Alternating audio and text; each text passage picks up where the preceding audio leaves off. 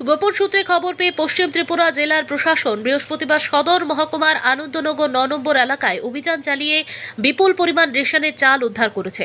অভিযানে সজল দাস নামে এক ব্যক্তির বাড়ি থেকে ৮০ বস্তায় মোট ৪,০০০ কেজি রেশনের চাল উদ্ধার করা হয়।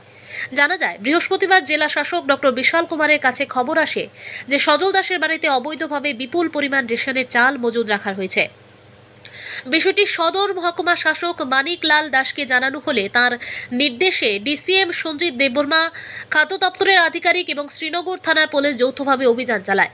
অভিযানকারীরা বাড়ির একাধিক ঘরে তল্লাশি চালিয়ে ৮০ বস্তা চাল উদ্ধার করেন। অভিযানের সময় বাড়ির মালিক সজল দাস উপস্থিত ছিলেন না, তবে তার স্ত্রী দাবি করেন চালগুলো আগরতলার মহারাজগঞ্জ বাজারের ব্যবসায়ী নিখিল সাহার কাছ থেকে কেনা হয়েছে। এত বিপুল পরিমাণ রেশনের চাল মজুদের ঘটনা দেখে খাদ্য দপ্তরের আধিকারিকরাও বিস্ময় প্রকাশ করেন। উদ্ধার হওয়া চাল বাজেয়াপ্ত করে এডিনগরস্থিত খাদ্য গুদামে পাঠানো হয়েছে। ডিসিএম সঞ্জিত দেববর্মা জানান, উদ্ধার হওয়া চাল থেকে কোথা থেকে এবং কিভাবে সেখানে মজুদ করা হয়েছে তা খতিয়ে দেখা হচ্ছে। পাশাপাশি অবৈধভাবে রেশনের চাল মজুদ রাখার অভিযোগে সজল দাসের বিরুদ্ধে প্রশাসনের পক্ষ থেকে মামলা দায়ের করা হবে। স্থানীয় সূত্রের দাবি, উদ্ধার হওয়া চালের একটি বড় অংশ চোলাই মদ প্রস্তুতকারীদের কাছে বিক্রির উদ্দেশ্যে মজুদ রাখা হয়েছিল, তবে বিষয়টি তদন্ত সাপেক্ষ বলে প্রশাসন জানিয়েছে।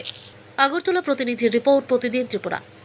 গোপন খবর ভিত্তিতে আমরা ইন্সপেক্টর সহ পুলিশ নাকি কাজল দাসের বাড়িতে আমরা সার্চ করছি। সার্চ করে একটি পিডিএস সজল দাসের বাড়িতে ৮০ বস্তার মতন চাল পাইছি। আমার এটা লোডিং করতেছি, অন্য নামে থানাতেও কেস দেওয়া হইবে। কোথায় থেকে মালগুলো আছে? ইনভেস্টিগেশন করবো। মালগুলো কোথায় থেকে আছে, কোনো খবর আছে কিছু? মালগুলো এরা কইছে এটা গুলবাজার থেকে আনছে। পুলিশরা ইনভেস্টিগেশন করে তারপর বাড়ি করবো করতে আছে। আপনারা কোন জায়গা থেকে আছেন স্যার? ঠিক আছে, সদর এসডিএম বলছি।